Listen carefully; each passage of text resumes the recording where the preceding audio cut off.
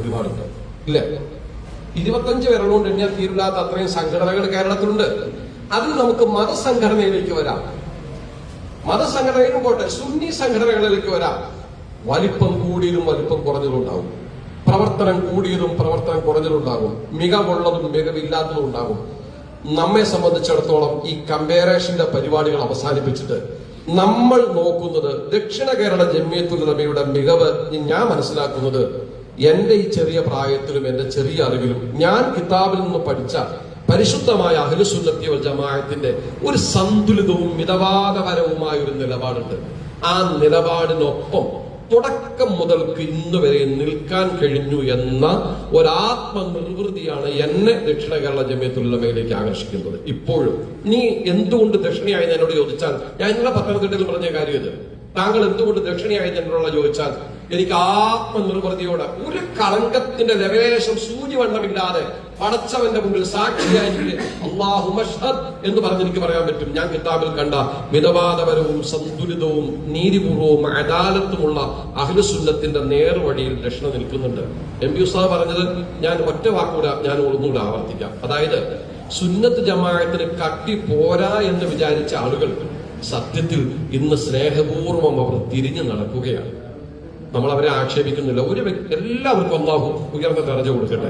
നമ്മൾ എന്തിനും ഈ ഗീബത്തിന്റെ മീമത്തും പറഞ്ഞ് മറ്റുള്ളവരുടെ ഇറച്ചി നിന്ന് നമുക്ക് എന്ത് കാര്യം?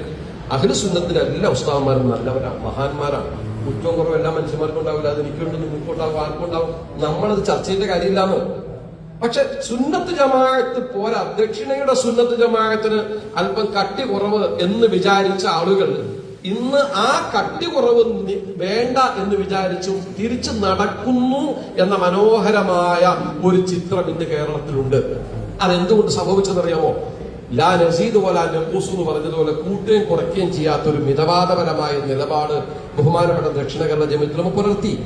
ആ പുലർത്തിയതിന്റെ ഏറ്റവും വലിയ തെളിവാണ് ദക്ഷിണ കേരള ജംഇയ്യത്തുൽ ഉലമ അന്നും ഇന്നും ഒരു വ്യത്യാസമില്ല. 55 എടുത്ത ബഹുമാനപ്പെട്ട നമ്മുടെ ഉലമാക്കളും നേതാക്കളും എടുത്ത ആ നിലപാടിൽ നിന്നും ജംഇയ്യത്ത് നിലനിൽക്കുകയാണ്.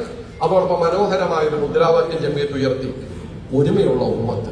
ഈ ഒരുമയുള്ള ഉമ്മത്ത് എന്ന് പറഞ്ഞപ്പോൾ തന്നെ നമുക്ക് എല്ലാവർക്കും അറിയാലോ, നമുക്ക് ഉമ്മത്തിൽ ഇജാബത്തിന്റെ അകത്ത് വിദഅത്തും വിദഅത്തല്ലാത്തതും വ്യത്യാസമുണ്ട്. ഫാസിഖുകളും ഫാസിഖല്ലാത്തവരും ഉണ്ട്. ഫിസ്ഖും വിദഅത്തും എന്ന് പറയുന്നത് എതിർക്കപ്പെടേണ്ട തിന്മയാണെന്നത് ആർക്കാണ് തർക്കം? കുറച്ച് കൂടുതൽ എതിർക്കപ്പെടേണ്ടത് വിദഅത്തിനെയാണ്. ഒട്ടും പുറകിലല്ലാതെ ഫിസ്ഖിനെയും എതിർക്കണം. മുബത്തദിഈങ്ങളും ഫാസിഖീങ്ങളും സമുദായത്തിലുണ്ടാകും. അവരും കൂടെ കൂടുന്നതാണ് ഈ ഉമ്മത്ത് എന്ന് പറയുന്ന സാധനം. അതിന്റെ എല്ലാ കുറവുകളോടും കൂടി അവന്റെ പള്ളി പൊളിച്ചോട്ടെ, അവന്റെ പള്ളി പൊളിച്ചോട്ടാ, കുഴപ്പമില്ല, എന്റെ പള്ളിയല്ലല്ലോ, അങ്ങനെ പറയാൻ പറ്റൂ ഉസ്താദുമാർ? നമുക്കങ്ങനെ വിചാരിക്കാൻ പറ്റൂ? അത് അവൻ ആ ഗ്രൂപ്പുകാരന്റെ ഇടാ പൊളിച്ചിട്ട് പോട്ടറാ, എടാ അവന്റെ കോളേജ് അതാ മറ്റേ ഗ്രൂപ്പുകാരന്റെ ഇടാ കയറി ഈടി ഇറങ്ങിക്കോട്ടറാ. നമുക്കങ്ങനെ പറയാൻ പറ്റുമോ? ചിന്തിക്കാൻ പറ്റുമോ? നോളജ് സിറ്റിയിൽ ഈടി കയറുന്നതും അതേപോലെ തന്നെ ചേളാരിയിൽ ഈടി കയറുന്നതും കൊല്ലത്ത് ഈടി കയറുന്നതും ലാ നുഫർരിഖു ബൈന അഹദിൻ മിർ റുസ്ലി, അതാണ് നീതിബോധമുള്ള ഒരു നിലപാടെന്ന് പറയുന്നത്.